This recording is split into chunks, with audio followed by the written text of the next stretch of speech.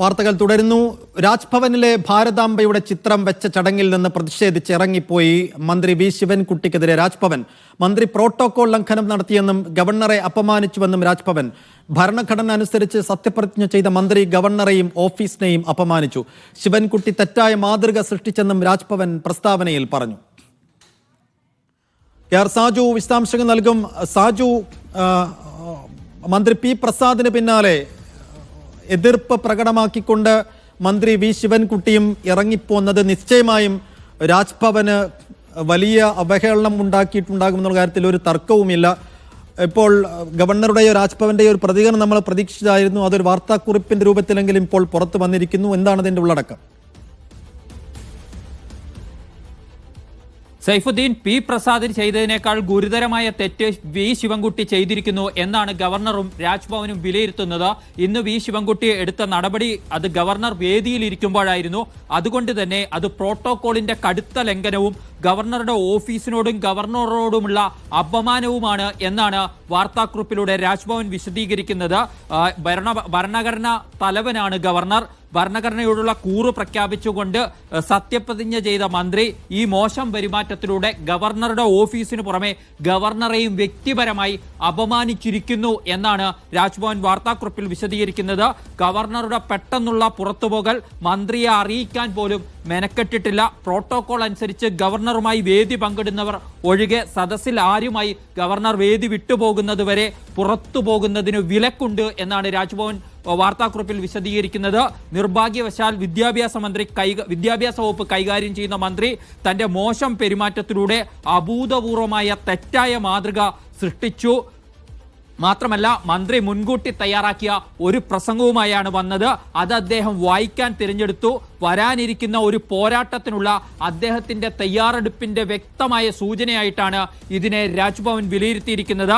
ഭാരതാംബയുടെ ഛായാചിത്രം തനിക്ക് പരിചിതമല്ലെന്ന് സംസ്ഥാനത്തെ വിദ്യാഭ്യാസ മന്ത്രി സദസ്സിനോട് സമ്മതിച്ചത് ഖേദകരമാണ് എന്ന് രാജ്ഭവൻ പറയുന്നു.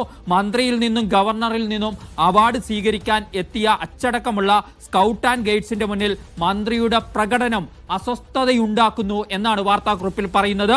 അതുവഴി വിദ്യാർത്ഥികൾക്ക് മുന്നിൽ ഒരു തെറ്റായ മാതൃക സൃഷ്ടിക്കുന്നതിന് പുറമെ മന്ത്രി വിദ്യാർത്ഥികളെയും അപമാനിച്ചിരിക്കുകയാണ് എന്നാണ് രാജ്ഭവൻ വാർത്താക്കുറിപ്പിൽ കുറ്റപ്പെടുത്തുന്നത്.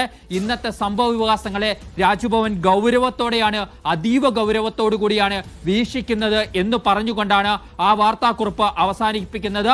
അതായത് ഇതിനകത്ത് നമ്മൾ സൈഫുദ്ദീൻ ശ്രദ്ധിക്കേണ്ട പ്രധാനപ്പെട്ട കാര്യങ്ങൾ, ശിവൻകുട്ടിക്കെതിരെ ഇപ്പോൾ ഗവർണറും രാജ്ഭവനും ആരോപിക്കുന്നത് അദ്ദേഹം പ്രോട്ടോകോൾ ലംഘനം നടത്തി എന്നുള്ളതാണ്.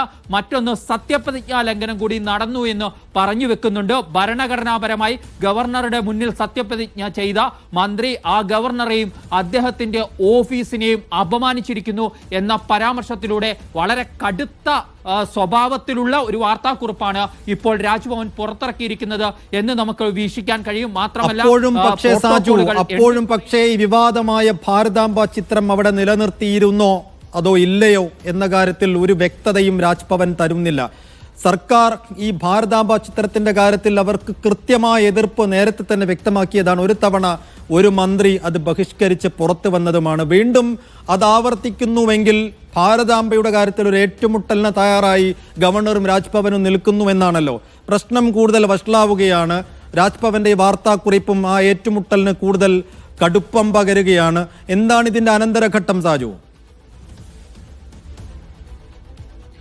ഇതിന് എത്രത്തോളം ശക്തമായ നടപടിയിലേക്ക് ഗവർണർ രാജേന്ദ്ര ആർലേക്കർ പോകുമെന്നാണ് നമുക്ക് ഇനി അറിയാനുള്ളത്. കാരണം പ്രോട്ടോകോൾ ഒരു മന്ത്രി ലംഘിച്ചു എന്ന് രാജ്ഭവൻ വാർത്താക്കുറിപ്പിലൂടെ വിശദീകരിക്കുന്നു എന്ന് പറഞ്ഞാൽ അത് ഗവർണർ ആ മന്ത്രിക്ക് മേൽ അവിശ്വാസം രേഖപ്പെടുത്തി എന്നുള്ളതാണ്. അങ്ങനെ അവിശ്വാസം രേഖപ്പെടുത്തപ്പെട്ടു കഴിഞ്ഞാൽ ആ മന്ത്രിക്ക് തലസ്ഥാനത്ത് തുടരാൻ കഴിയുമോ എന്നത് മറ്റൊരു ഭരണഘടനാ പ്രശ്നമായി കൂടി മാറുന്ന ഘട്ടത്തിലാണ് ഇപ്പോഴുള്ളത്. മറ്റൊന്ന്, നേരത്തെ പി പ്രസാദിന്റെ കാര്യത്തിൽ സംസ്ഥാന സർക്കാരിന്റെ പരിപാടി സംസ്ഥാന സർക്കാർ തന്നെ മാറ്റിവെക്കുകയാണ് ചെയ്തത്. അതിന്റെ സ്ഥലവും മറ്റും മാറ്റിക്കൊണ്ട് ഗവർണറെ ഒഴിവാക്കിക്കൊണ്ട് ആ വിവാദത്തിൽ നിന്നും വഴിമാറുകയായിരുന്നു എന്ന് വേണമെങ്കിൽ വേണമെങ്കിൽ പറയാം. പക്ഷേ ഇവിടെ അങ്ങനെയല്ല. ആ പരിപാടിക്കായി എത്തുന്നു വി ശിവൻകുട്ടി. അപ്പോൾ അവിടെ RSS പരിപാടികൾക്ക് ഉപയോഗിക്കുന്ന ഭാരതാംബയുടെ ചിത്രമുണ്ട് എന്ന് ശിവൻകുട്ടി ഉറപ്പാക്കുന്നു. അതിനുശേഷമാണ് മന്ത്രി ഗവർണർ ഇരിക്കുന്ന വേദിയിൽ നിന്നും ഇറങ്ങിപ്പോകുന്നത്. ഇക്കാര്യം പറഞ്ഞതിന് ശേഷം ഇറങ്ങി വരുന്നത് സ്വാഭാവികമായും അത് പ്രോട്ടോകോൾ ലംഘനം എന്നാണ് അതിനെ രാജ്ഭവൻ വിശേഷിപ്പിക്കുന്നത്. ഗവർണർ വേദിയിലിരിക്കുന്ന സമയത്ത് അവിടുന്ന് ആരെങ്കിലും പുറത്തു പോകണമെങ്കിൽ ഗവർണറുടെ അനുമതി വാങ്ങണം എന്നതാണ് പ്രോട്ടോകോൾ. അത് ഗവർണറോട് പറഞ്ഞിരിക്കണം എന്നതാണ് പ്രോട്ടോകോൾ. ആ പ്രോട്ടോകോൾ ലംഘിക്കപ്പെട്ടിരിക്കുന്നു എന്നതാണ്. അത് ഭരണഘടനാപരമായി